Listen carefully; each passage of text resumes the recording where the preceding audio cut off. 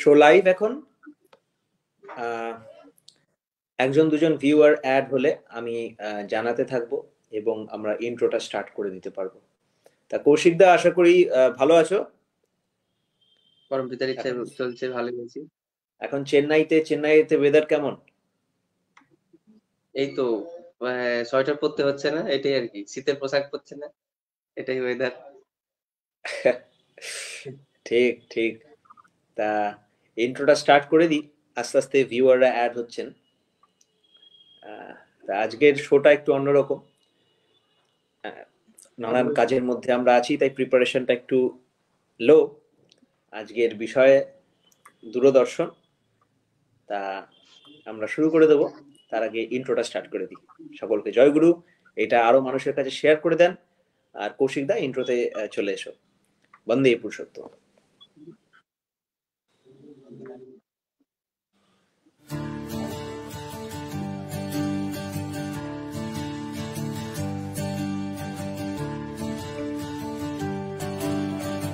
আপনারা দেখছেন master within বেঙ্গলির পরিবেশনায় অনুধ্যান, প্রতি শনিবার সন্ধে 7টা থেকে live Facebook channel Master Within Bengali এবং আরও অন্যান্য প্ল্যাটফর্ম, ইউটিউব, পডকাস্টে লাইভ এটা পরিবেশনা হয়।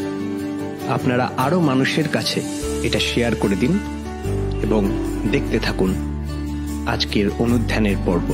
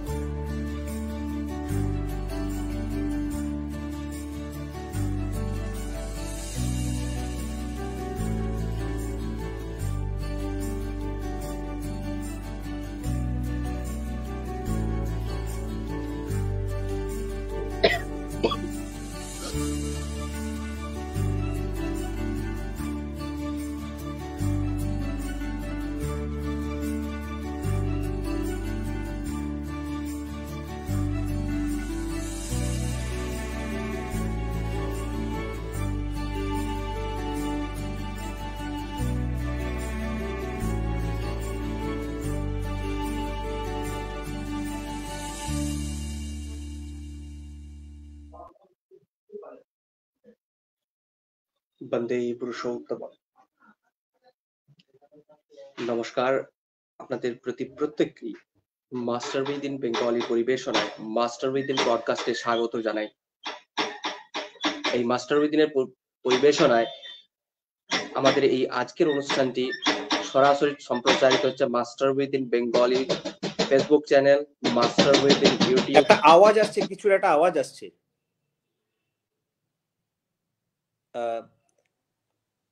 যাই হোক, কোন রকম কৌশিক এখন অনেক দূরে আছে, চেন্নাইতে আছে, কোন রকম ওখানকার অসুবিধার জন্য হয়তো উঠে যেতে হয়েছে। আশা করি ঠিক আছে এখন। ঠিক ঠিক ঠিক। মাস্টার উইদিনের পরিবেশনায় আমাদের আজকের অনুষ্ঠান পর্ব 12তম পর্ব এবং আমাদের আজকের 12তম পর্বের বিষয়বস্তু দূরদর্শন। আমাদের এই দূরদর্শন সম্পর্কে সরাসরি সম্প্রচার আপনারা দেখতে পাচ্ছেন Master Within Bengali official Facebook চ্যানেলে। এছাড়াও এটি মাস্টার উইদিনের ইউটিউব চ্যানেল মাস্টার উইদিন বেঙ্গলিতে সরাসরি সম্প্রচার দেখতে পাবেন। আমাদের আরো যে সমস্ত হ্যান্ডেলারগুলি রয়েছে, মাস্টার উইদিন সাপ্লাই মাল্টিপল অর্থাৎ মাস্টার উইদিনের একটি চ্যানেল, এবং এছাড়াও আপনারা আমাদের মাস্টার উইদিন বেঙ্গলি ইনস্টাগ্রাম চ্যানেলটিতে ফলো করতে পারেন এই ধরনের কন্টেন্টের জন্য। আমাদের আজকের বিষয়বস্তু দূরদর্শন, এবং এই দূরদর্শন সম্পর্কে আমরা আজকে মনন করব আর আমাদের মতো করে শ্রী ঠাকুরের আঙ্গিকে সেটি বোঝার চেষ্টা রাখবো। তাই আপনাদের প্রত্যেকের কাছে অনুরোধ জানাই, আজকের এই অনুষ্ঠানটি আপনাদের প্রত্যেকের মধ্যে শেয়ার করে যুক্ত করে নিন এবং প্রত্যেকের মধ্যে ছড়িয়ে দিন, এবং অবশ্যই আপনাদের মতামত আমাদের কমেন্ট সেকশনের মাধ্যমে আমাদের কাছে পৌঁছে দিন। সেই আশা অবশ্যই আমরা রাখবো। এবং আপনাদের মধ্যে দিয়ে আমরাও শেষে ঠাকুরের ভাবধারার মধ্যে দিয়ে প্রত্যেকের এই ভাব এবং এই সম্যক ধারণা নিয়ে আমাদের আজকের এই অনুষ্ঠানটি সাফল্যের সাথে অনুসরণ বা মনন করতে চাই আজকের যে বিষয়বস্তু, সেই বিষয়বস্তু দূরদর্শন সম্পর্কে। চলুন আজকের এই বিষয়টি যে বিষয়, সেই বিষয় সম্পর্কে যখন আহ ঠিক করা হয় বা সেই বিষয়বস্তু যখন ঠিক করে দেন, তখন সেই বিষয়টা নিয়েই যখন পঠন এবং মনন করার চেষ্টায় দেখি যে সেগুলো নিয়ে পড়ার জন্য কি বিষয়গুলো আছে, তো সেই সময় প্রথমেই যেটা মনে আসে, এটা হাসির কথা হলেও প্রথমেই এটা মনে এসেছিল দূরদর্শন মানে আমার একটি পরিচিত কথা, দূরদর্শন মানে ছোটবেলায় দেখতাম দূরদর্শন, সেইটাই মনে হয়েছিল যে টিভি দূরদর্শন চ্যানেল। মানে একটা টিভি চ্যানেল যেটাতে আমরা ছোটবেলাতে অনেক কিছু প্রোগ্রাম দেখেছি এবং তাতে খুব আনন্দ পেয়েছি এক সময়। তো সেই দর্শনই মনে হয়েছিল প্রথমে যে দূরদর্শন। তারপরে পরে আমার সৌভিক ভাইয়ের কাছ থেকে জানলাম যে এ দূরদর্শন সে দূরদর্শনের থেকে আরেকটু দূরদর্শনে আছে। তো তো এই জায়গায় দূরদর্শন বিষয়টা যদি আসাই, দূরে ওয়ার্ড আছে এবং তার সাথে দর্শন ওয়ার্ডটি যুক্ত হয়েছে, শব্দটি যুক্ত হয়েছে। দূর যদি কথাটি দেখা যায়, যা নিকটে নয় অর্থাৎ যা সম্মুখে নয়, এটাই এর সহজ ভাব বোঝা যায়। দর্শন কথাটি একটি খুব অর্থপূর্ণ ওয়ার্ড, যেটা আমার কাছে প্রথম যে ঠেকেছিল। দর্শন মানে আমরা সাধারণত বুঝি যা আমরা দেখছি বা দেখি, এর মধ্যে দেখা তো বিভিন্ন ভাব হয় এবং বিভিন্ন রকমের হয়। এখানে আমার শফিক ভাই আছে, ওর সাথে এটা নিয়ে আরো আগে কথা হয়েছিল। তাই সেই বিষয়টা এরকমই যে আমরা দেখছি যে লেন্সটার মাধ্যম দিয়ে, সেই লেন্সটা আমাদেরকে রিফ্লেক্ট করছে অ্যাকচুয়ালি, যে আমাদের পরিবেশের বাইরের আলো এবং তার ছবি, গ্রাফিক্স, পিকচার সেগুলো রিফ্লেক্ট করছে। কিন্তু দেখি অ্যাকচুয়ালি যেটা, সেটা কিন্তু আমার মনের মধ্যে, অন্তরের ভেতরে সত্তা দিয়ে, সেটা আমাদেরকে অনুভূতি দিয়ে বোঝায় যে কোনটা দেখছি এবং কি দেখছি। যেটা খুবই একটা ইন্টারেস্টিং ফ্যাক্ট যে সেদিন আমিও এটা নিয়ে অনুভব যখন শুনেছিলাম, তখন খুব মনের মধ্যে গেঁথেছিল যে সত্যি তো দেখছি কি সেটা উপলব্ধি করার জন্য আমার সেন্স অর্গান গুলো কি সেন্স নিচ্ছে সেটার উপরে নির্ভর করে। তাই হ্যাঁ, একেবারে যদি সাধারণ ভাবে, এই বিষয়টা একটা কথা মনে পড়লো কৌশিক দা হ্যাঁ বললে বলে। হ্যাঁ হ্যাঁ এটা বিচার্য বিষয় যে, আরে কোথায় চলে গেল, এটা বিচার্য বিষয় যে দেখা মানে আমরা অনেক সময় বলি, আমরা ভাবি আমরা দেখি মানে বাইরে দেখছি। তোমার সাথে যে প্রসঙ্গে কথা হচ্ছিল সেদিন, যে আমি যদি এই বক্সটাকে দেখি, এটা চোখে দেখছি, আমরা ভাবছি আমি বাইরে দেখছি, কিন্তু অ্যাকচুয়ালি কি হচ্ছে, আলো ওটায় গিয়ে পড়ছে, ওটা আমার চোখে যাচ্ছে, আমাদের ব্রেনের অপটিক পোর্শনটা আছে, যেখানে অপটিক লোব বা যেখানে যেখানে এটা চোখের নার্ভ দিয়ে সেই পোর্শনে যাচ্ছে, গিয়ে বিচার হচ্ছে, বিচার হয়ে বুঝতে পারছি এটা কি। যাই হোক, কৌশিক দা আসলে একটা খুবই অনেক দূরে আছে বাড়ির থেকে, চেন্নাইতে আছে, ওই জন্য হয়তো অসুবিধা হচ্ছে। হ্যাঁ ঠিক আছে, আবার পরে অন্যরা মেসেজ করবে তোমায় এই বিষয়ে। যাই হোক, তা এই যে তার মানে কোনো জিনিস আমরা বাইরে দেখি না, জিনিসটার রিফ্লেকশন, জিনিসটার যে ইমপ্রিন্ট পড়ে সেটা আমার ভিতরে পড়ে। তা আলটিমেটলি যখন এই যে বাইরের জিনিস বলি ঝাপসা লাগছে চোখে, সেটা কি বাইরের দোষ না আমার আমার চোখের দোষ? সেটা আমার চোখের দোষ। তা তুমি যে বলছো, সেদিন আমি এই কনটেক্সটে বলেছিলাম যে আমরা যখন কিছু দেখি, সেই দেখাটার জন্য আমাদের ভিতরের সিস্টেমটা দায়ী। হ্যাঁ, সেই কনটেক্সটটাই আরো বেশি বিবেকা, দৃক দৃশ্য বিবেক, দৃক মানে যে দেখছে, ওর আর এই জায়গাটাতেই যদি আসি আর কি, আজকে টপিকসের সাথে এটা খুব ভালো মিল আছে যে দেখা দর্শন তো এখানেই প্রথম একটা টপিক, তারপরে আসছে দূরের দর্শন। তো দর্শন যদি দেখি, তার মানেই আমার ভেতরকার একটা সত্তা বা বৈশিষ্ট্য, যেটা উপলব্ধি করে আমাকে সেন্স অর্গান গুলো দিয়ে আমাকে বুঝতে চেষ্টা করাচ্ছে, সেটাই আমি বুঝছি বা দেখতে চেষ্টা করছি, সেটাই আমার মধ্যে উপলব্ধিতে আসছে, মানে দর্শন বা দেখার মধ্যে অনুভূতিতে আসছে। তাহলে দর্শন অ্যাকচুয়ালি যে ভাবটা, যে আমি বাইরের যা কিছু দেখছি, সেটাই দর্শন কি, যে জায়গাটাতে সাথে এটা রিলেটেড, বিরাট ভাবে রিলেট করে যে দর্শন মানে সেই জায়গার সাথে একটা বড় হচ্ছে আমাদের স্নায়ু অর্গান গুলো কি কি সাড়া দিচ্ছে সেই প্রবণতা।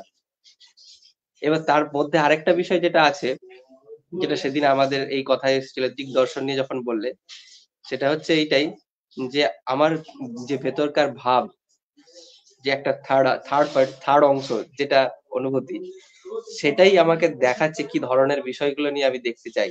যেটা তুমি বললে যে এই বিষয়টা দিক দর্শনের ব্যাপারটা নিয়ে, তো এখানেই শ্রী শ্রী ঠাকুর অনুকূলচন্দ্রের একটা বাণী আহ, দর্শন বিধায়নাতে পেয়েছিলাম আজকেই, যে দর্শন কথাটি তিনি বলছেন, তিনি বাস্তবে ফলে যা পাও তাই দর্শন, বাস্তব ফলে যা পাও তাই দর্শন।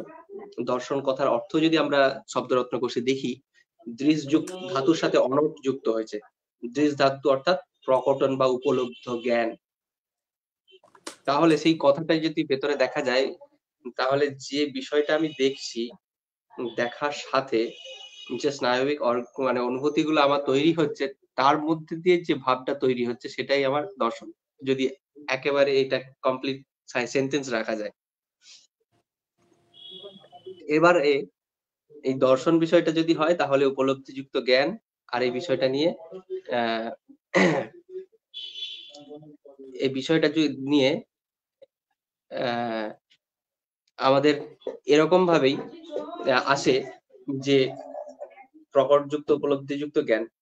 এবার আজকের যে বিষয় দূরদর্শনের সাথে যুক্ত হয়ে গেছে, সেই কি বলে আমাদের ধাতুরূপের আগে যে যুক্ত হয়, ওর মানে সাবজেক্টের আগে, আমরা সাধারণত ব্যাকরণে অন্য একটা ওয়ার্ড বলি, এই মুহূর্তে মনে পড়ছে না, অনুসন্ধির অনুপ্রাস না কিরকম একটা ছিল।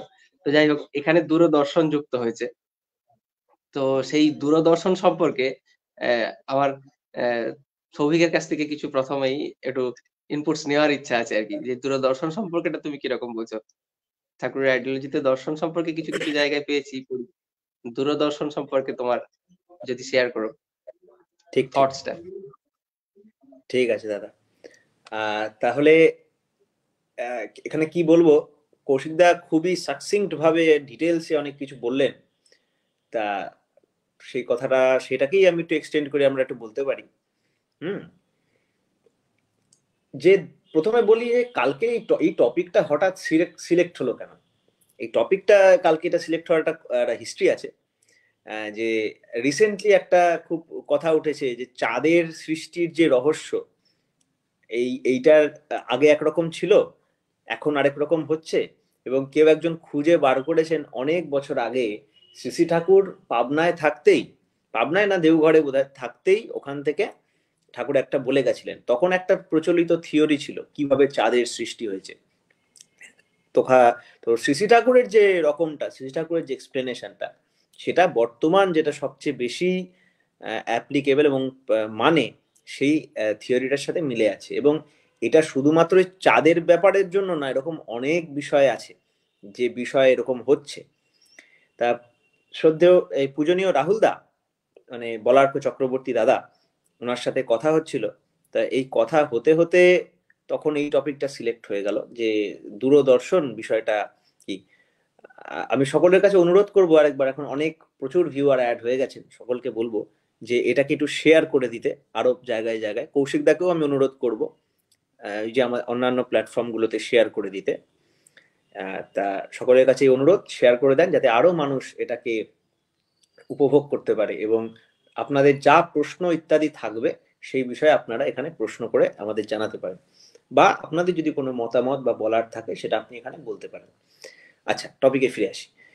তো এইভাবে আমরা এটা নিয়ে কথা বলতে বলতে তখন ভাবলাম যে এই যে শ্রী ঠাকুর বলি বা আরো পূর্ব মহাপুরুষরা, শ্রী ঠাকুর তো পুরুষোত্তমের কথা আমি যাচ্ছি না, আমি বলছি যারা ঋষিরা, ঋষি কথাটাই আসছে ঋক থেকে, মানে দ্রষ্টা যিনি, দেখতে পারেন যিনি। এই যে এরকম দ্রষ্টা মানুষদের এই ভিশনটা আসতো কোথার থেকে? এখানে বসে কি করে তারা অত সবকিছুর গভীরে নিজেকে অনুপ্রবিষ্ট করতে পারতো, দূরে দূরের জিনিস দেখতে পারতো? এইটা নিয়ে কথা হতে হতেই আমরা ভাবলাম এই টপিকটা করলে ভালো হয়, এটা নিয়ে আজকে একটু আমরা আলোচনা করব। তা যারা চাঁদের বিষয়টা ইন্টারেস্টেড সেটাও একটু রেখে দিয়েছি, এখানে আলোচনাটা কিছুটা দেখিয়েছি, ওখানেও চলে যাব। তা কৌশিকদা বলছিল একটা কথা যে দর্শন মানে যা স্বাভাবিকভাবে আমরা যা দেখি এটাও দর্শন, আবার দর্শনের আরেকটা মানে হচ্ছে ফিলোসফি, ফিলোসফিকেও দর্শন বলি আমরা। তাহলে এই যে অতিরিক্ত মানে এক্সট্রা ব্যাপার স্যাপার, এই যে দূরে তারা আকাশ, হ্যাঁ, অণু পরমাণু, এর সাথে আমাদের কি সম্পর্ক অনেকে বলতে পারেন। অনেকে বলতেন আরে ভাই আরো কত ইম্পর্টেন্ট ইমিডিয়েট প্রবলেম আছে আশেপাশে, এগুলো নিয়ে কেন কথা বলবো, এগুলো দিয়ে কি হবে, এই ধরনের দর্শন টর্শন সূক্ষ্ম জিনিসপত্র নিয়ে আমরা কি করব। এই যে এখানে একজন মেসেজ করেছেন, সৌম্যজ্যোতি ব্যানার্জি দাদা, সত্য দাদা মেসেজ করেছেন যে অদ্বৈত বেদান্ত এবং ইত্যাদি এরকম দৃগ্দৃশ্য বিবেক ইত্যাদি নিয়ে বলেছেন, খুব ভালো। এইগুলো নিয়ে কেন মাথা ব্যথা করব, এগুলোর ব্যাপারটা কি?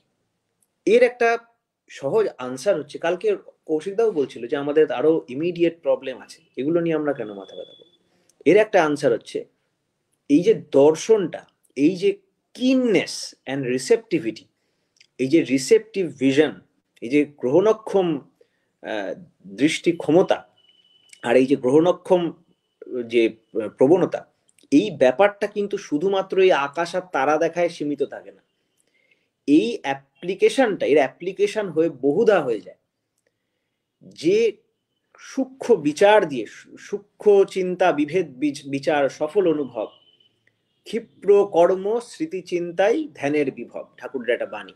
ঠাকুর ইংরেজিতে বলছেন, the psychophysical molding of objects and affairs for the purpose of fulfillment of the principle by the shortening of the reaction time is the fundament of concentration and meditation.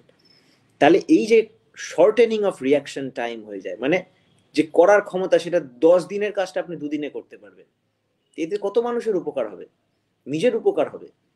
তারপরে বলছে সাইকোফিজিক্যাল মোল্ডিং, আমাদের psyche মানে mind আর physical body দুটোর যে moulding করাতে পারবো, এগুলো তারা করতে পারবে। আরো সহজভাবে বিচার করুন, আজকে আমায় একটা এইভাবে যদি আমি চলি, এইভাবে যদি আমি না চলি, তার কি ফলাফল হবে 10 দিন পর আমি কিন্তু বুঝতে পারছি না। একটা কর্মের যে প্রভাব, সেই প্রভাবটা শুধুমাত্র আমি বা আমার ছেলে মেয়ে অবধি থাকে না। আমাদের যদি দূরদর্শন থাকে, আমাদের যদি দর্শন ঠিক থাকে, যদি ভিশন ক্লিয়ার থাকে, আমরা দেখতে পারি যে একটা কর্মর প্রভাব কত সুদূর প্রসারিত হতে পারে। ওই দূরত্ব এবং কতটা ব্যাপ্তি, সেইটা দেখে আমরা বুঝতে পারি, সেইটা দেখে আমরা বুঝতে পারি যে জিনিসটা কতটা ভালো বা কতটা বাজে। এর জন্য দরকার দূরদর্শিতা।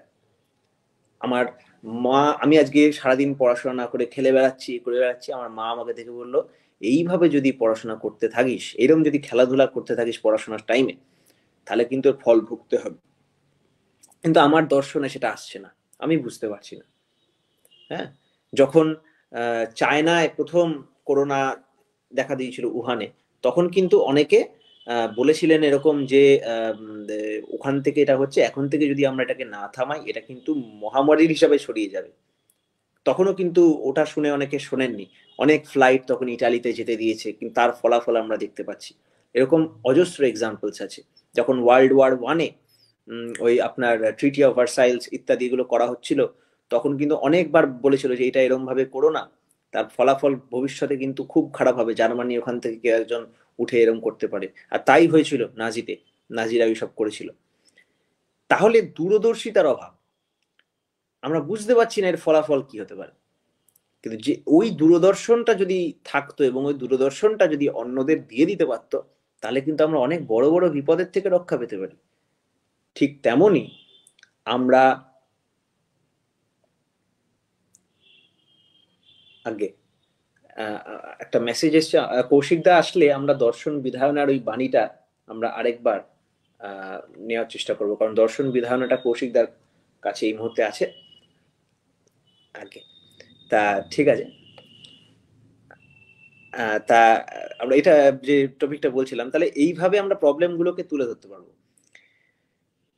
একটা ঘটনা আমার মনে পড়ছে এখন, শ্রী শ্রী ঠাকুর যখন ডাক্তারি করতেন, অনেকটাই ইয়ং ছিলেন, তখন এরকম রাস্তা দিয়ে হেঁটে যাচ্ছিলেন, একজন আবু বাকর বলে একজন মুসলমান ভাই তার পাশ দিয়ে যাচ্ছিলেন এবং হাতে বোধহয় বোয়াল মাছ নিয়ে যাচ্ছিলেন, এবং সেই মাছ নিয়ে যেতে যেতে শ্রী ঠাকুর তাকে দেখেই, তার দিকে তাকিয়েই ভেরেট্রাম অ্যালবাম বলে একটা ওষুধের, হোমিওপ্যাথিক ওষুধের ভিশন চোখের সামনে চলে আসলো ওনাকে দেখেই।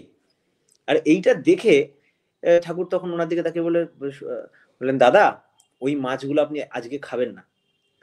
বলে কেন? বলে না, ওটা আপনি খাবেন না, তাহলে কিন্তু আপনার এরকম ডায়রিয়া হয়ে যাবে, পেট খারাপ, এই কলেরা হয়ে যাবে। কলেরা না ডায়রিয়া এরকম কিছু একটা বলেছিলেন, এক্স্যাক্টলি মনে নেই। এবং আপনার খুব শরীর খারাপ হবে, আপনি কিন্তু এটা খাবেন না। তখন উনি বললেন, আল্লাহ আমাকে বানিয়েছে, একদিন তো আছি, একদিন থাকবো একদিন থাকবো না, কে জানে, তো আপনিও চিন্তা করবেন না। ঠাকুরের কথা শুনলেন না, উনি ঘরে চলে গেলেন। কিছুক্ষণ পর ঠাকুর তখন আরেকজনের বাড়িতে ট্রিটমেন্ট করতে গেছেন। ওই উনার বাড়িরই একজন কর্মচারী ছুটতে ছুটতে এসছে, এসে বললেন, দাদা, ডাক্তার দাদা শিগগিরই আসেন, আমাদের এরকম, আমার যে বাবু, আমার বাবুর ওনার খুব শরীর খারাপ হয়েছে, উনি কিন্তু উনি এখন এরকম এরকম হয়েছে। ফার্স্টে কিছুক্ষণ বসেছিলেন ঘরে, তারপরে দাঁত দুটো জড়িয়ে আসছিল, এবং তারপরে বমি করেছেন, তারপরে এখন বাথরুমে দৌড়াদৌড়ি করছেন, এবং একদম শরীর খুব খারাপ, আপনি আসুন, আপনার কথা বললেন এবং আপনাকে ডাক দিয়েছে। তখন শ্রী ঠাকুর বলছেন, ঠিক আছে চলো। তা ঠাকুর তখন গেলেন, গিয়ে দেখলেন ওনার যা যা সিমটমস আছে, যা যা শরীর খারাপ হয়েছে, তার ওষুধ কিন্তু সেই ভেরেট্রাম অ্যালবাম। সেই ওষুধটা তাকে দেওয়া হলো, ইনস্ট্যান্ট সেরে গেল। তাহলে দেখা যাচ্ছে যে প্রচুর কমেন্ট আসছে, এখানে সবাইকে অ্যাড্রেস করতে পারছি না, তবে আমরা এরকম আমি প্রতিটা কমেন্টকে অ্যাড্রেস করব। কৌশিক দা লাইভে আসলে আমরা আবার করছি অ্যাড্রেস। তা যেটা, হ্যাঁ, যে টপিকে বলছিলাম, যে তখন উনি দেখে বলছেন যে, আরে ইনি তো এ তো ভগবান, শ্রী ঠাকুর, ওই অনুকূল ডাক্তার, উনি ভগবানের মতো। এক সেকেন্ড, কৌশিক দা, প্রচুর কমেন্ট আসছে, তো আমাকে কমেন্টগুলো একটু হ্যান্ডেল করতে হবে এই আলোচনাটা। এটার পর আমি তোমাকে একটু বলবো, দর্শন বিধায়নাটা একবার একটু যদি আমাদের সামনে একটু নিয়ে আসতে পারো খুব ভালো হয়। দর্শন বিধায়নার বাণীটা, প্রথম বাণীটা, হ্যাঁ, দর্শন বিধায়নার প্রথম বাণীটা, তারপরে আমরা ওটাকে অ্যাড করব। আমাকে হোয়াটসঅ্যাপে পাঠিয়ে দিতে পারো, ধন্যবাদ। ঠিক, দর্শন বিধায়নার বাণীটা পাঠিয়ে দাও। হ্যাঁ, যেটা বলছিলাম, তো ওইটা দেখে খুবই ওইটা দেখে তখন কিন্তু আবু বাকার বলছে যে, না, অনুকূল ডাক্তার যে ভগবান আছেন, উনি ভগবানের মতো আগেই সব লক্ষ্য করে নিয়েছে, ওনার জাদুতেই আমার শরীর ঠিক হয়ে গেছে। তখন শ্রী ঠাকুর বলছে, আরে ভাই, ওটা কোনো জাদু ঠাদু না, আমি কোনো ভগবান টগবান করিনি, ওষুধেই আপনার শরীর ঠিক হয়েছে। কিন্তু আমি ওটা আগে দেখে বুঝে গেছিলাম, আমার মানুষকে নিয়ে ঘাটতে ঘাটতে, ট্রিটমেন্ট করতে করতে, এবং আমার যে সূক্ষ্মতা, আমার যে দেখার ভিশন যতটা ক্লিয়ার, তার উপর দাঁড়িয়ে কিন্তু আমার সবকিছুর বিচার করা। এই যে ঠাকুরের বাণীটা, যে সূক্ষ্ম চিন্তা বিভেদ বিচার সফল অনুভব, ক্ষিপ্র চিন্তা স্মৃতি কর্ম ধ্যানের বিভব। তাহলে নাম ধ্যান একটা এমন একটা জিনিস, সেটা এমন একটা সাইকোফিজিক্যাল এক্সারসাইজ, ওই যে ইংরেজি বাণীটা, the psychophysical moulding of objects and affairs. ধ্যান বা দর্শন, এটা কিন্তু শুধু বাইরে আর খাতা বইতে হচ্ছে না, যা যা অবজেক্টস অ্যান্ড অ্যাফেয়ার নিয়ে আমরা ডিল করি ইন নর্মাল লাইফ, ওই প্রতিটা টপিক ঘিরে কিন্তু আমার এটা হচ্ছে। শ্রী ঠাকুর এরকম আরো সুন্দর সুন্দর বাণী আছে, যে এক্স্যাক্টলি আমার মনে পড়ছে না এখন, ভুলে যাচ্ছি, যে এরকম আছে এই সাইকোফিজিক্যাল মোল্ডিং নিয়ে, যে এই যে যা যা জিনিসপত্র কিছু করছি, তার অ্যানালিসিস আর সিনথেসিস করে আমার মধ্যে একটা জায়গা পাচ্ছে, আমার যতটা গ্রহণ ক্ষমতা, এই নিয়ে ঠাকুরকে প্রশ্ন করা, যখন বলছেন যে এই যে গুণগুলো, এই যে আপনার দর্শন ক্ষমতা, এই যে আপনার এত সূক্ষ্ম চিন্তা, এগুলো কি সাধারণ মানুষের পক্ষে সম্ভব? তখন শ্রী ঠাকুর বলছেন, এই যেমন আপনি ব্যায়াম করলে যেমন আপনি মাসেল ডেভেলপ করতে পারেন, সেইভাবে আপনার কিছু সাইকো ফিজিক্যাল এক্সারসাইজ আছে, সেই এক্সারসাইজ গুলো করলে আপনিও ওগুলো আপনার মধ্যে জাগিয়ে তুলতে পারেন। যার ম্যাটেরিয়াল যতটা আছে, সেই ম্যাটেরিয়ালটার ফুল পোটেনশিয়াল অব্দি সে রিচ করতে পারে, কিন্তু সেই প্রসেস, সেই এক্সারসাইজ গুলো আপনাকে করতে হবে। এই এক্সারসাইজটার নামই সাধনা। সাধনা যেমন লেখাপড়াও একটা সাধনা, ব্যায়াম করাও একটা সাধনা, তেমন এইখানেও এটা একরকম সাধনা। কতগুলো এক্সারসাইজ আছে যেটা আমরা বিধি, সেই বিধিগুলো আমরা জানতে পারি একটা শ্রী ঠাকুর প্রদত্ত সেই সৎ দীক্ষার মাধ্যমে। তিনি যেরকম বলেছেন তার সঙ্গে কোনো মিক্সচার এদিক ওদিক চলবে না। আমার যেমন বন্ধু আছে, দুজন বন্ধু একসাথে ব্যায়াম শুরু করেছিল। সেই দুজন ব্যায়ামের মধ্যে একজন খুব মোটামুটি, তারা খুব যে ফিজিক্যালি ডিফারেন্ট ছিল তাও না, তাদের মোটামুটি মেডিকেল হিস্ট্রি দুজনেরই 0 কমই ছিল, এবং দুজন মিলে ট্রেন করেছে। একজন ট্রেনারের কথা যেরকম বলেছে সেরকম শুনেছে, আরেকজন দুনিয়ার থেকে সব ইন্টারনেট ঘেটে নিজে একটু বুদ্ধি লাগিয়ে অন্যের সব 4-10 জনের কথা শুনে, হ্যাঁ, এইসব নিয়ে ঘেটে ঘুটে সে করতে গেছে, তার কিন্তু খুব একটা লাভ হয়নি, বরং যে সেই বিধিমাফিক করেছে তার কিন্তু লাভ হয়েছে। তাই শুধুমাত্র যে সাধনা করেই ওরম ভাবেই হয়ে যাবে তার কোনো মানে নেই, সাধনাটা তার একদম নীতিবিধি মেনে ঠিক মতো করতে হবে। এখানেই চলে আসে সেই ঋষি। আমরা ঋষি মুনি একসাথে বলি।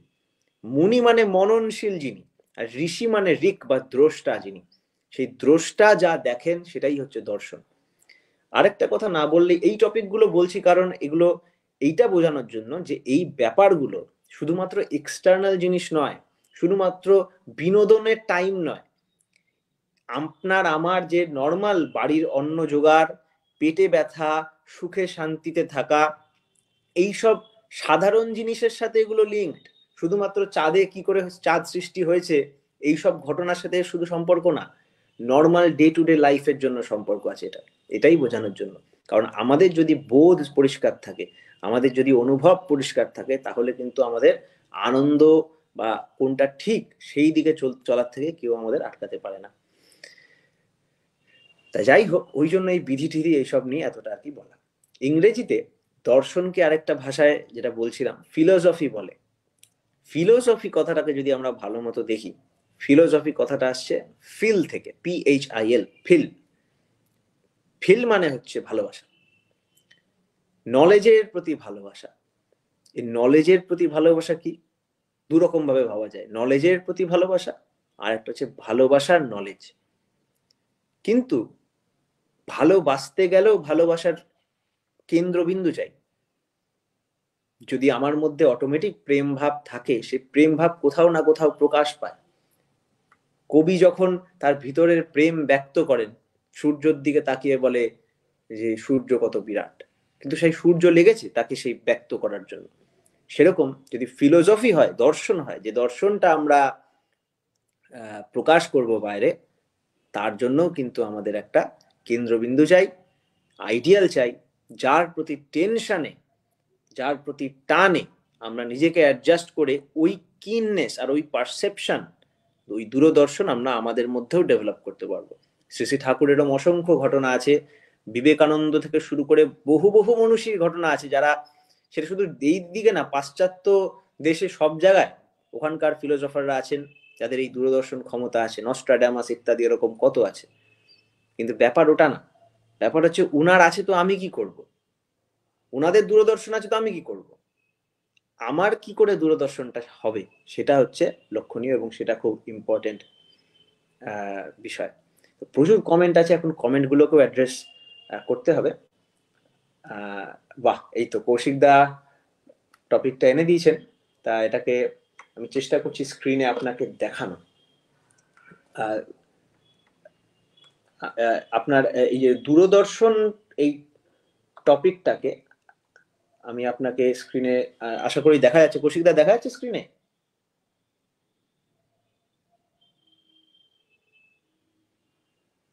মিউট আছো কৌশিক দা, মিউট আছো। হ্যাঁ, আশা করি যে ছবিটা হোয়াটসঅ্যাপ আছে সেই ছবিটা দিলে ভালো হয়, কারণ দর্শন টপিকটা একটা বড়, এটা পুরোটা আসেনি। আচ্ছা আচ্ছা আচ্ছা, ঠিক ঠিক ঠিক, আমি তাহলে ওই ছবিটা দেখানোর চেষ্টা করছি। আর ঠিক আছে, আমি কৌশিক দাকে একটু ডেকে নিচ্ছি এই আলোচনাটা এগিয়ে নেওয়ার জন্য, তারপরে আমি ওই বাণীটা আমরা স্ক্রিনে দেখাবো। কৌশিক দা। তো দূরদর্শন বিষয়টা নিয়ে যখন কথা হচ্ছেই, এই জায়গাতে কিছুটা মিস করলাম আমি বিভিন্ন টেকনিক্যাল কারণে। তো লাস্ট যে অংশটা সবিকের কাছ থেকে শুনছিলাম, যে প্রত্যেকেরই যারা মহান মানুষজনেরা আছেন তার উপরে যারা পুরুষোত্তমরা আছেন তাদের প্রত্যেকের একটা দর্শন অনুভূতি আছেন এবং তাদের সেই দর্শন অনুভূতি উম আমরা প্রায় বিভিন্ন গ্রন্থে বিভিন্ন তাদের লিপিবদ্ধ করা গ্রন্থে পেয়েছি এবং জানি, শুনেছি, পড়েছি। তো সেই জায়গাতে যেটা সবচেয়ে বেশি ইম্পর্টেন্ট লাগলো যে তা দিয়ে আমরা কি করব? আমাদের কিভাবে আসতে পারে? সেই বিষয়টা নিয়ে যদি কোনো বিষয় নিয়ে আলোচনাটা আমি কন্টিনিউটি রাখতে চাই। যে পুরুষোত্তমরা যারা এসেছেন, বর্তমান সময়ে যুগে পুরুষোত্তম যিনি এসেছেন আছেন, সেক্ষেত্রে তিনি তার এক ভক্ত কেষ্টদার সাথে শ্রী শ্রী ঠাকুর শ্রদ্ধেয় কৃষ্ণপ্রসন্ন ভট্টাচার্য দাদার সাথে একটা আলোচনা করছেন এই বিষয়টা নিয়েই।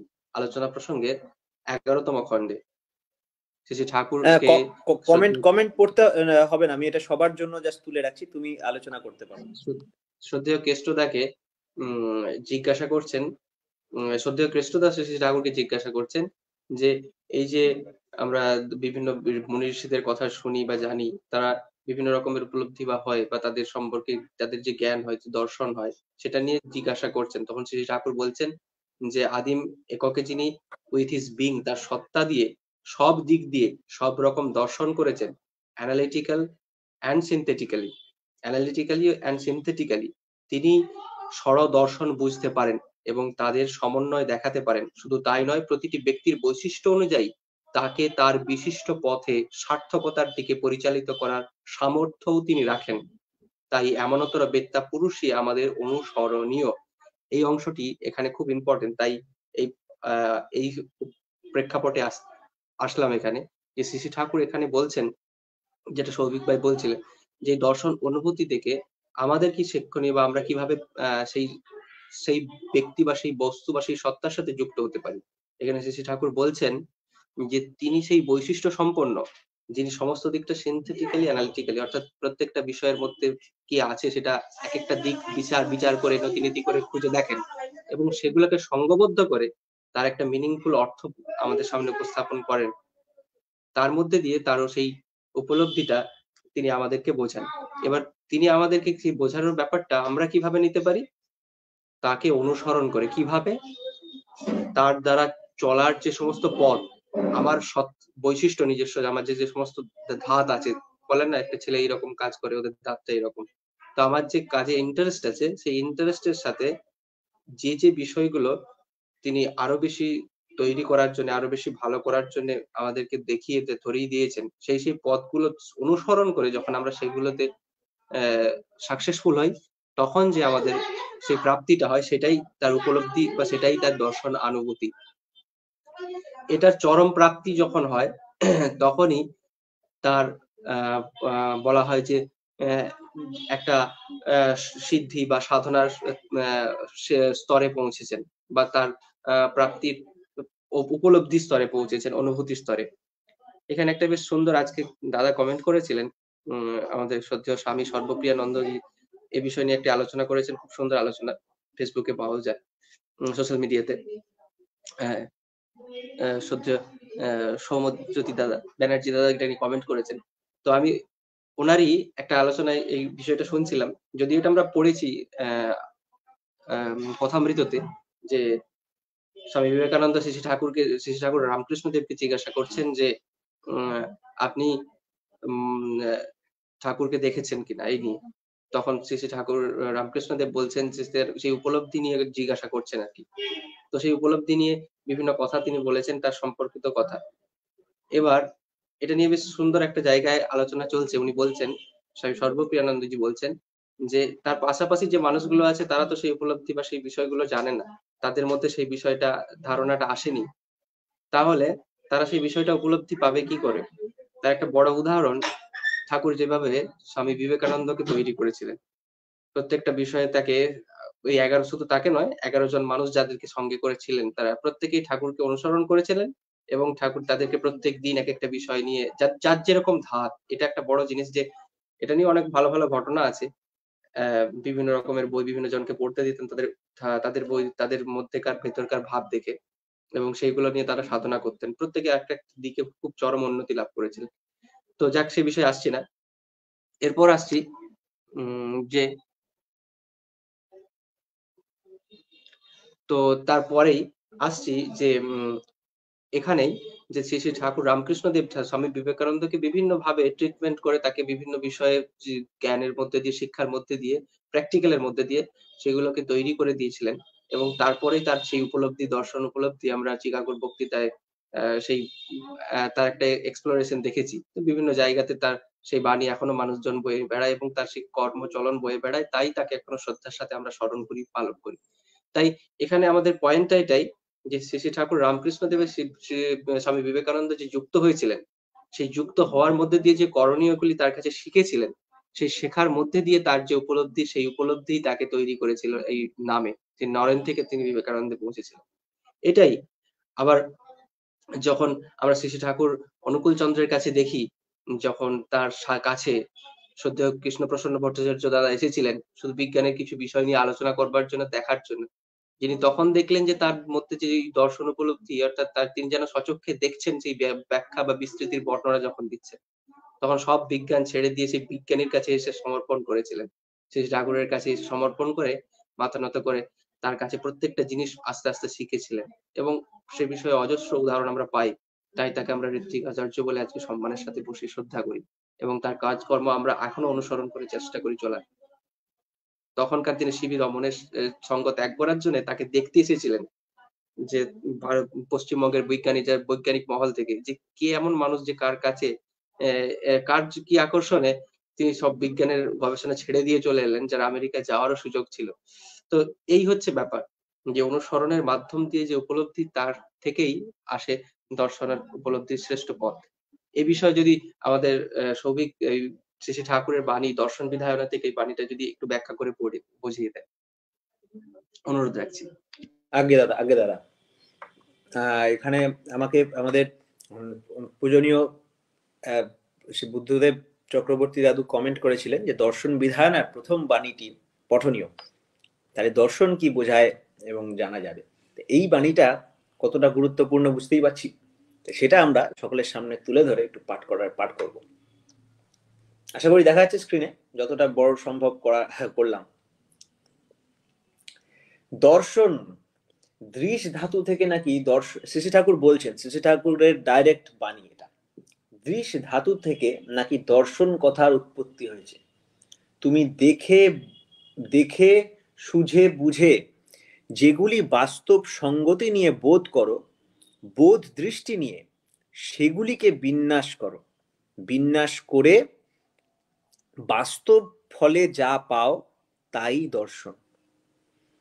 দর্শন মানস কল্পনা নয় কো, বাস্তব দৃষ্টির অনুধায়না উচ্ছল সঙ্গতিশীল তাৎপর্য, যার ভিতর দিয়ে বস্তুকে বিনায়িত করে ভালো মন্দ নির্ধারিত করে তা হতে কি তোমাদের পক্ষে সাত্যত কি বা নয় সেগুলির বিহিত নির্ধারণে নিজে ব্যবহার করা যায় এবং শিষ্ট সুন্দর শুদ্ধ হলে মানুষকে ব্যবহার করিয়ে উন্নত করা যায়, উদ্দীপ্ত করা যায়, উদ্বুদ্ধ করে তোলা যায়। দর্শনের মৌলিক তাৎপর্য তো এই, কাল্পনিক দর্শন নয়, হাতুড়ে দর্শন নয়, বিহিতভাবে দেখে বুঝে সুঝে জানা সার্থক সঙ্গতিগুলিকে বিনায়িত করে তোলা, ভালো মন্দকে বিহিত ব্যবহারে পর্যালোচনা করা, তবে তো দর্শন।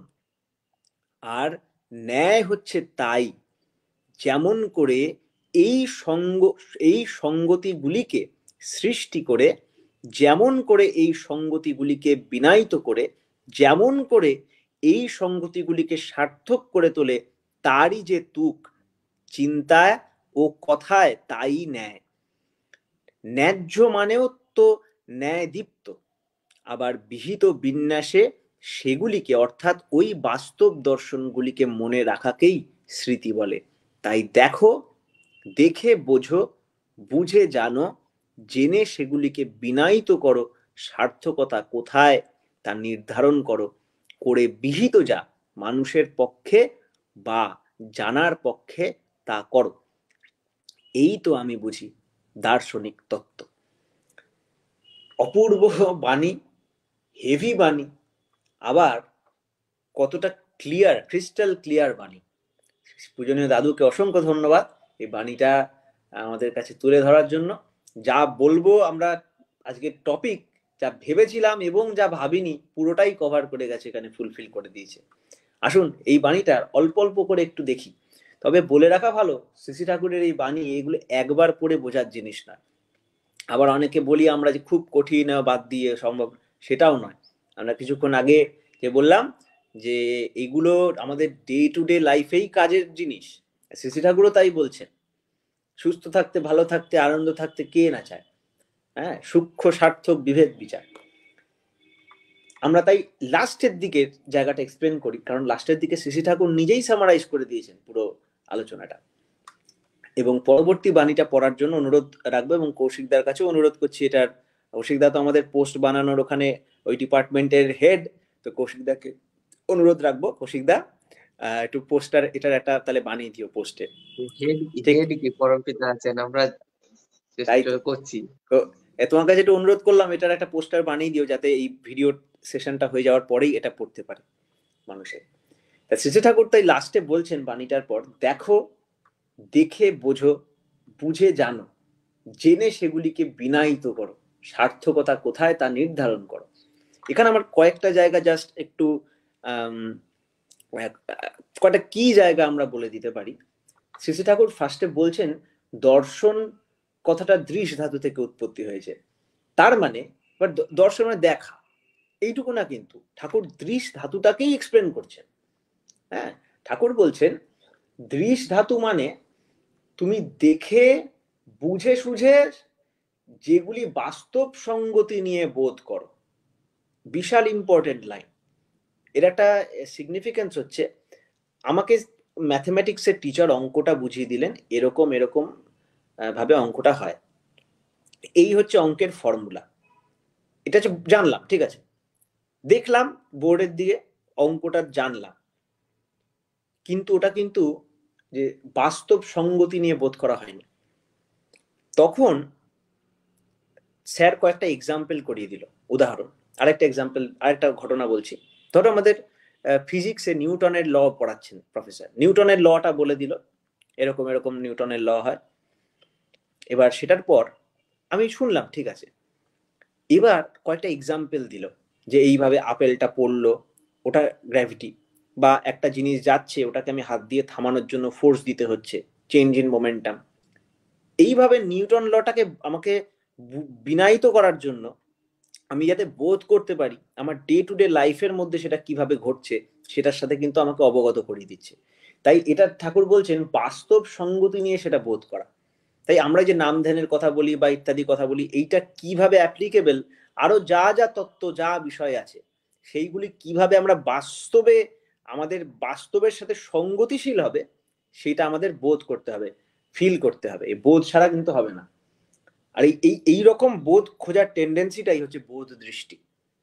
তাই এই জায়গায় বলছেন এই বোধ দৃষ্টি নিয়ে সেগুলিকে বিন্যাস করো। আর কৌশিক দা এই যে বলছিল যে অ্যানালিসিস অ্যান্ড সিনথেসিস, ওই অ্যানালিসিস হচ্ছে এই বিন্যাস। বিন্যাস মানে সেটাকে অ্যানালিটিক্যালি দেখা, আর সিনথেসিস মানে হচ্ছে ওটা সিনথেটিক্যালি বা একসাথে দেখা। বা আরেকটা আছে অরিজিন, কোথা থেকে কিভাবে জিনিসটা সৃষ্টি হচ্ছে সেটাও দেখা। বোধ দৃষ্টি নিয়ে সেগুলিকে বিন্যাস করো, বিন্যাস করে বাস্তব ফলে যা পাও।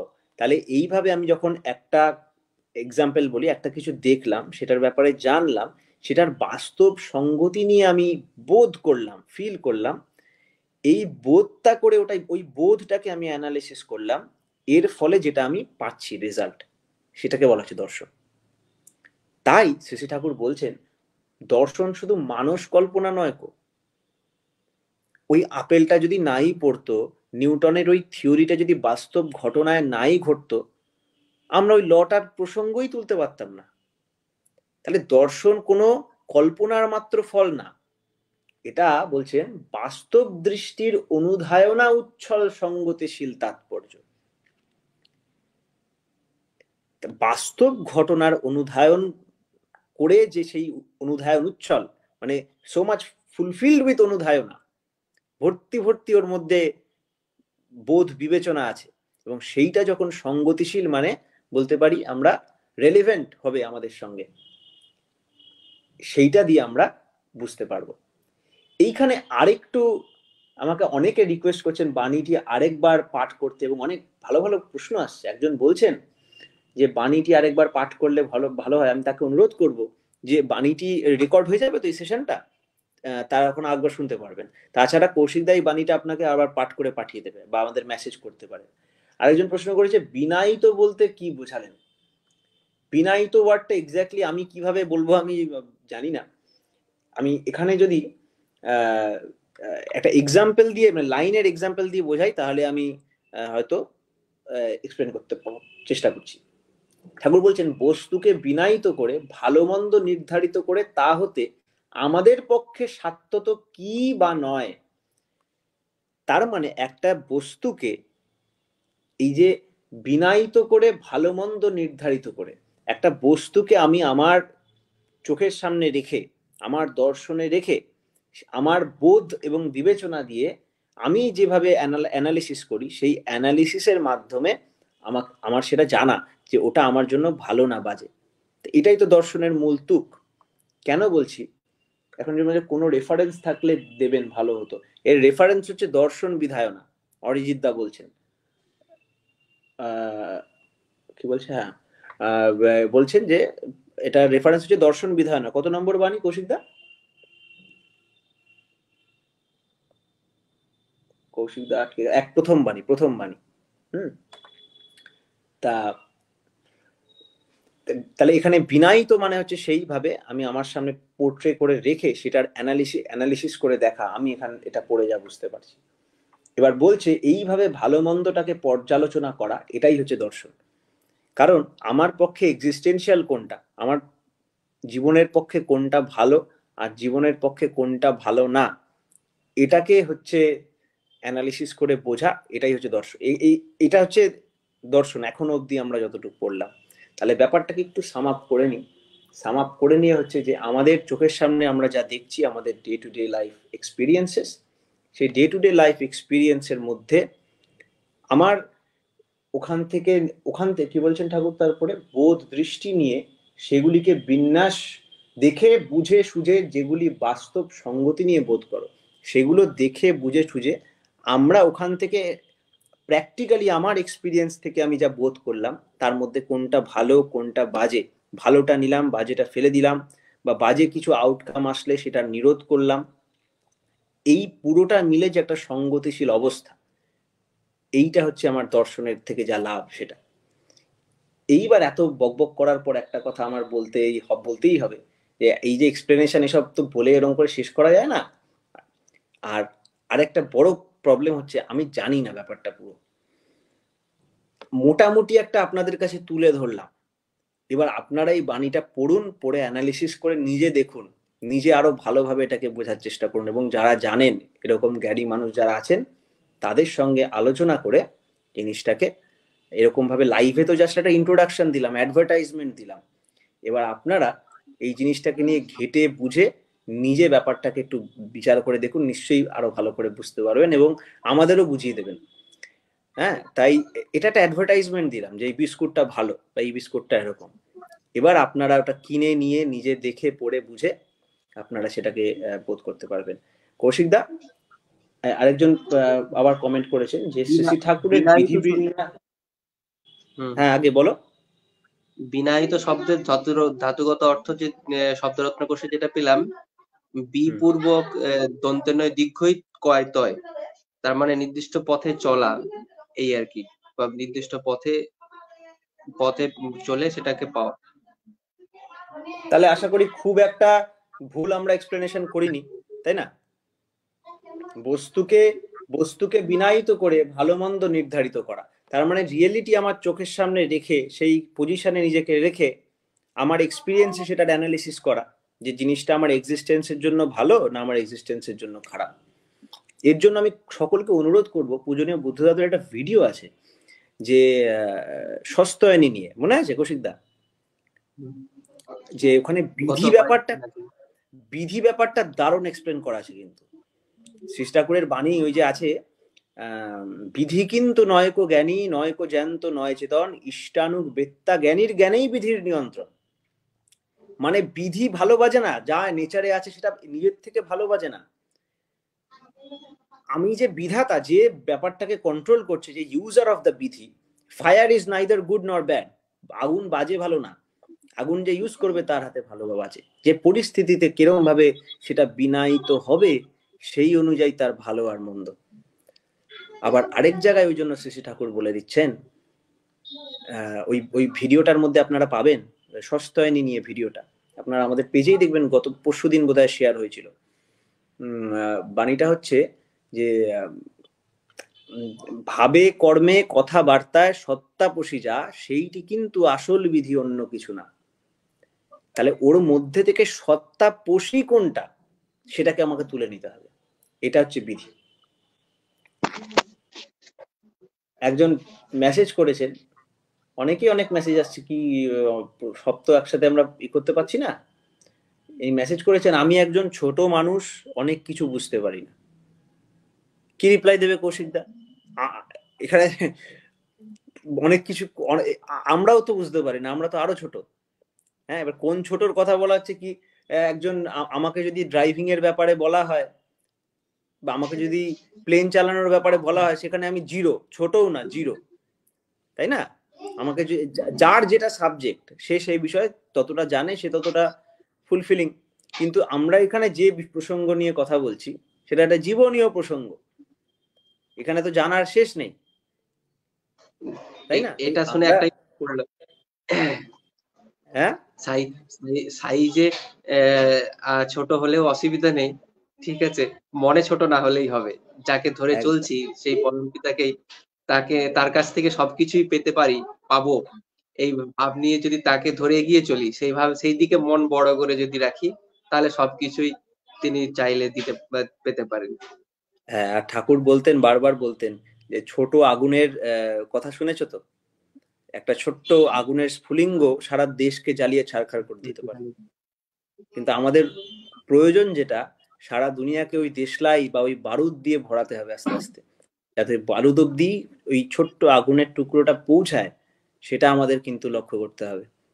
ওই পৌঁছানোটার নামই হচ্ছে যাজন, তাই না? ঠাকুর বলছেন, to exalt oneself with the ideal is jojon, and to exalt others, to infuse others with the ideal হচ্ছে যাজন। তাই এই আমরা এই যেগুলো করছি, এগুলো করার কি সার্থকতা?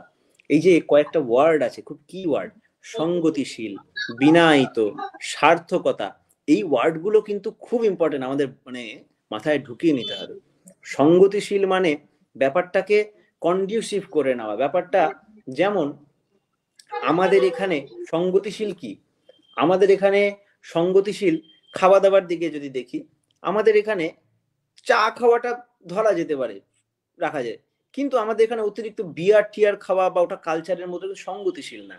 কিন্তু আমরা যদি গ্রিনল্যান্ডে চলে যাই, আইসল্যান্ডে চলে যাই, অ্যান্টার্কটিকা চলে যাই, ওখানের পরিবেশের সাথে যদি আমরা দেখি, তাহলে কিন্তু বিয়ার খাওয়াটা কিছুটা হলেও সঙ্গতিশীল বলা যেতে পারে, কারণ ওদের ওখানকার টেম্পারেচারটাই ওরকম, ওগুলো ফ্রিজিড রিজিয়ান।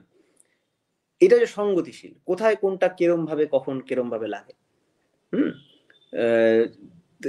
এরকম ভাবে এই ওয়ার্ড। তারপরে বিনায়িত, তারপরে সার্থকতা, আমরা সবকিছু করি সার্থকতার জন্য। এবার দেখেন, এই কমন ব্যাপারগুলো নিয়ে আমরা আলোচনা করছি, কত ডিপ চলে যাচ্ছি, এইটাও কিন্তু দর্শন।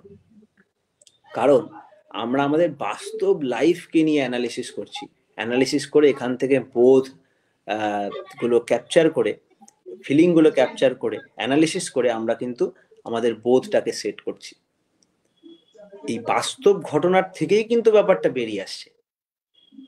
আর আমাদের দর্শনের আগে একটা দূর শব্দটা আছে, দূর মানে কি, আরো বেশি, আরো দূরে, আরো ডিপ।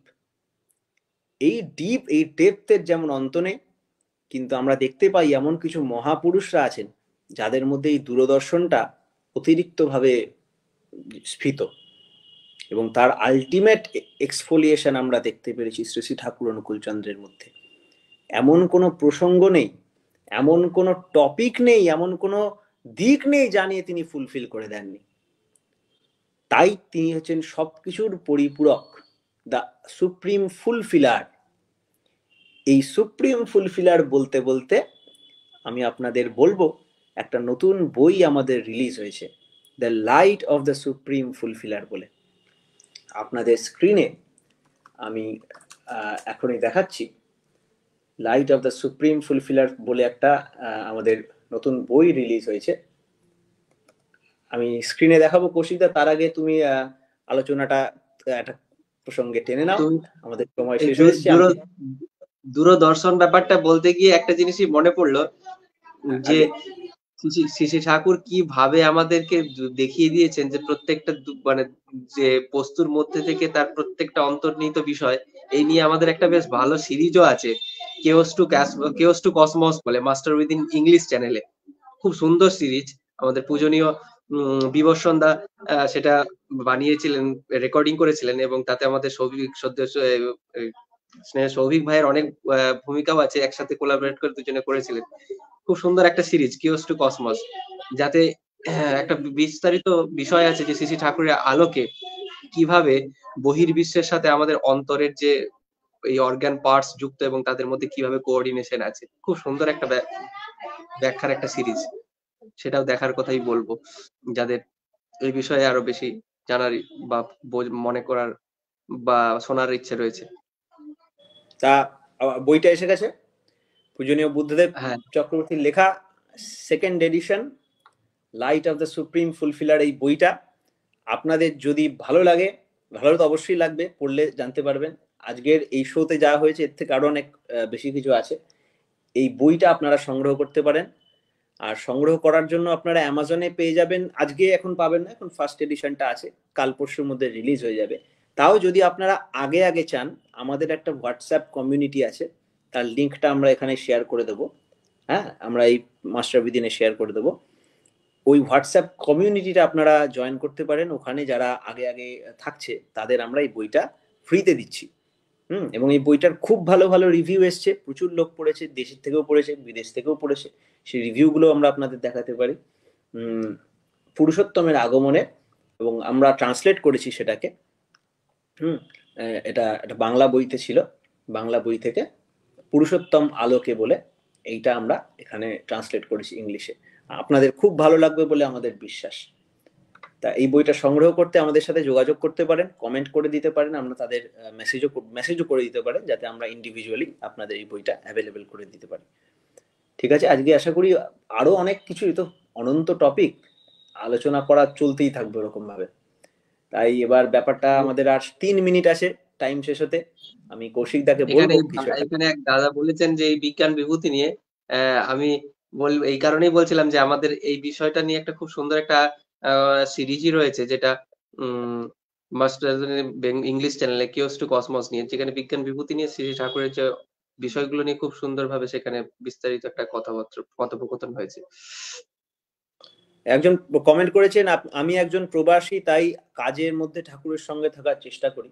আমরা সবাই কোনো না কোনো কাজে যুক্ত আছি, আমরা সবাই মানে স্টুডেন্ট, বা কেউ চাকরি করে, কেউ বিজনেস করি। হ্যাঁ, তো আপনিও যদি ঠাকুরের কাজ, এরকম আমাদের অনেক রকম কাজ হয়, ভিডিও বানানোর কাজ চলছে, বই বানানোর কাজ চলছে, গ্রাফিক্সের কাজ চলছে। হ্যাঁ, আমাদের স্টোর আছে যেখানে প্রচুর বই অনলাইনে আমরা করার চেষ্টা করছি। আমি সব থেকে মানে জাস্ট উপরে আছি, ভিতরে আরো অনেক লোক কাজ করছে, অনেক গুরু ভাইয়া, ইয়ং ছেলে মায়েরা সবাই কাজ করছেন। আপনিও যদি চান ওইখানে এই কাজ করার ফাঁকে, আপনারা আমাদের হোয়াটসঅ্যাপ কমিউনিটিতে জয়েন করতে পারেন, আমাদের মেসেজ করতে পারেন, আমরা ওখানে ইনক্লুড করে দিতে পারি। ধন্যবাদ। জয়। খুব আনন্দের বিষয় যে উনিও যুক্ত আছেন, এটাতে থাকাটাই আমাদের কাছে খুব আনন্দের। তো আমরা একেবারে শেষ মুহূর্তে আছি, আমাদের লাইভ সেশনটি 1 ঘন্টা সাধারণত। যদি সৌভিকের এই আজকের বিষয় নিয়ে কোনো কিছু কনক্লুড করার থাকে। আমার কি আর কনক্লুড করা, একদম ঠাকুরের বাণী যেটা ছিল ওটাই যদি আমরা একটু ভালো করে অ্যানালাইসিস করতে পারতাম ভালো হতো। আমি তো ওরকম ভাবে পারলাম না, এই দেখেও জানিও না। আমিও পড়বো বাণীটাকে, এবং জানেন যিনি, এরকম কারোর সাথে আলোচনা করবো, একটু দেখা যাক, বোঝার চেষ্টা করবো, একটু মনন করতে হবে বাণীটা নিয়ে। যতটুকু যা হলো, ওই কনক্লুশন হলো দর্শন মানে আমাদের দেখে সেই বিষয়টা অ্যানালিসিস করে যে বোধ আমার মধ্যে ডেভেলপ হয়, সঙ্গতিশীল বোধ বাস্তব পরিস্থিতির সাথে, সেই বোধটা, এইটা তো দর্শন ব্যাপারটা হলো। আমরা হচ্ছে দূরদর্শন। দূরদর্শন কেন? দর্শন আমরা সবাই করি, চেয়ে না চেয়ে নিজের মতো করে আমরা কিন্তু দর্শনটা করতেই থাকি। দূরদর্শন মানে তার থেকে আরেকটু বেশি, হ্যাঁ, তার থেকে আরেকটু বেশি। এই বেশিটা কেন দরকার? আমাদের যে সীমিত দর্শন নিয়ে যে অবস্থায় আমরা আজ এখন আছি, এই অবস্থায় যতটা ভালো থাকা যায় ততটা ভালো আছি। কালকে কি হবে, পরশু কি হবে, 1 মিনিট পরেই যে আমি সুইচ অফ হয়ে যাব না, সেটার কোনো গ্যারেন্টি নেই। আমাদের দর্শন এতটাই ইনকমপ্লিট। তাই যার কমপ্লিটনেস আছে, যে অনেক মেসেজ আসছে, একজন প্রশ্ন করছেন আমাদের বইয়ের ব্যাপারে। আপনার যদি আমাদের ডাইরেক্ট মেসেজ করলে আমরা আপনাকে একটা লিংক দিয়ে দেবো, ওখানে আপনারা অনেক বই অ্যাভেল করতে পারবেন। আমাদের অনলাইন একটা স্টোর আছে www.supply multiple.com, ওখানে গেলে আপনি এরকম সব বই কালেক্ট করতে পারবেন। তাছাড়া যদি পিডিএফ ভার্সন ইত্যাদিও অ্যাভেলেবেল আছে ওইখানে। জয় গুরুমা। তা হ্যাঁ, যেটা বলছিলাম যে এবার হচ্ছে দূরদর্শন দরকার, কারণ আগামী কি হবে বুঝতে পারছি না। তো এটাও দুরকম, একটা হচ্ছে শ্রী শ্রী ঠাকুর বা এরকম আদর্শ যিনি, তিনি তো দিয়ে গেছেন প্রিন্সিপালস গুলো, সেগুলো দেখে আমরা নিজেকে সাবধান করে দিতে পারবো কোনটা ঠিক কোনটা ভুল, সে পথে চলবো। সঙ্গে সঙ্গে তার দেওয়া এক্সারসাইজ গুলো, তার দেওয়া সেই পদ্ধতিগুলো, তার দেওয়া পথে চলতে চলতে আমাদের মধ্যেও সেই গুণগুলো ডেভেলপ করতে থাকবে, তাতে আমাদেরও দূরদর্শিতা আস্তে আস্তে বাড়তে থাকবে। তাই দুটো জিনিস, একটা হচ্ছে যে তার দেওয়া বিধি, ঠাকুর বলছেন তার সবকিছু বলা আছে ছড়ায় গদ্যে, তাই তাকে বলা হয় শাস্ত্র, যা আমাদের শাসন করে। শ্বাস ধাতু থেকে এসছে। হ্যাঁ, এই যে একজন মা মেসেজ করেছেন, আমি নবদীক্ষিত, নতুন দীক্ষিত। দীক্ষিত মানে শিষ্য হলাম, শিষ্য মানে কি? শাসিত হব, তার অনুশাসনে চালিত হব। হ্যাঁ, তার অনুশাসনে চালিত হব। তা এই চালিত হওয়ার যে বিষয়টা, ওই জন্যই দীক্ষা নেওয়া। নাহলে যদি ফলোই না করি, না মেনে চলি, তাহলে কি লাভ? দক্ষতা অর্জন করব কি করে? এই দূরদর্শিতা অর্জন করাও একটা দক্ষতা অর্জন করা। তাই এইভাবে আমরা আদর্শকে কেন্দ্র করে যাতে আমরা চলতে পারি, এই প্রার্থনা করি আমরা সবার জন্য। এবং আমাদের এর মধ্যে একসাথে চলা আছে, কারণ প্রত্যেকের সাথে প্রত্যেকের স্বার্থ আমরা হয়েই আছি, দেখতে পাচ্ছি না মাত্র। হ্যাঁ, আরেকজনের অসুস্থতা আমারও ফলের কারণ। হ্যাঁ, তাই জন্য এই দূরদর্শিতাটা আমাদের মধ্যে জেগে উঠুক। আমরা সবাই মিলে যে একটা ফ্যামিলি, একটা বডির অঙ্গ, আর সেই কমপ্লিট বডিটাই হচ্ছেন যিনি বিশ্বরূপ বা পুরুষোত্তম শ্রী শ্রী ঠাকুর। তাই এই কথা দিয়ে আমি বক্তব্য শেষ করবো। সকলের মঙ্গল প্রার্থনা জানাই। বন্দে পুরুষোত্তম। কৌশিকদা এই করে দেবো। খুব সুন্দরভাবে আমাদের সৌভিক ভাই বলল এ বিষয়ে। শুধু একটি ঘটনা, শ্রী শ্রী ঠাকুরের সময়ও যে তিনি যখন এই বিষয়গুলো নিয়ে কথা বলতেন, তিনি প্রথমের দিকে একটা বিষয় বলতেন যে আমি দেখি, আমি যেগুলো উপলব্ধি করি সেগুলো যদি সবার মধ্যে দিয়ে যদি প্রত্যেকটা মানুষ যদি না বোঝে বা সেগুলো যদি সবাই দেখতে না পায়, তাহলে আমি খুশি হই বা আনন্দ পাই না। তাই চাই তোমরাও সেগুলো প্র্যাকটিস করে সেগুলো দেখো এবং সেগুলো অনুভূত করে উপলব্ধি করো, তাতে সবার মধ্যে সেই একই ভাগ আমরা উপভোগ করি এবং সবাই আনন্দ পাই একসাথে। তো সেই আবেদন জানিয়েই, প্রিয় পরমে সেই আবেদন আমাদের প্রত্যেকের মধ্যেই, আমাকেও নিজেকেও জানিয়ে আজকের এই দূরদর্শন পর্বটি নিয়ে আমরা এখানেই সাঙ্গ করছি। আমাদের প্রত্যেকের কাছে আপনাদের মতামত আবারও কামনা করি। আমাদের প্রতি শনিবারের চ্যানেলটি থেকে ভারতীয় সময় সন্ধ্যা 7টায়, বাংলাদেশ সময় 7:30 সরাসরি সম্প্রচারিত। প্রতি শনিবারের ব্যাপারটা বলে দিও, অনেকে তো নতুন অ্যাড হয়েছে, ওই জন্য বললাম। প্রত্যেক শনিবার ভারতীয় সময় সন্ধ্যা 7টায়, বাংলাদেশ সময় 7:30 মাস্টার উইদিন বেঙ্গলি ফেসবুক চ্যানেলটিতে আমাদের এই অনুধ্যান পর্বটি অবশ্যই লাইভ দেখতে পাবেন, পরবর্তীকালে রেকর্ডও দেখতে পারবেন। প্রত্যেকের সুস্থ স্বাস্থ্য ইষ্টময় জীবন পরম দয়ালের আতুল চরণে কামনা করি এবং ইষ্টময় জীবনের উদ্দেশ্য নিয়েই আমাদের আরো একটি পর্ব পরবর্তীতে দেখা হবে আপনাদের সাথে। বন্দে পুরুষোত্তম।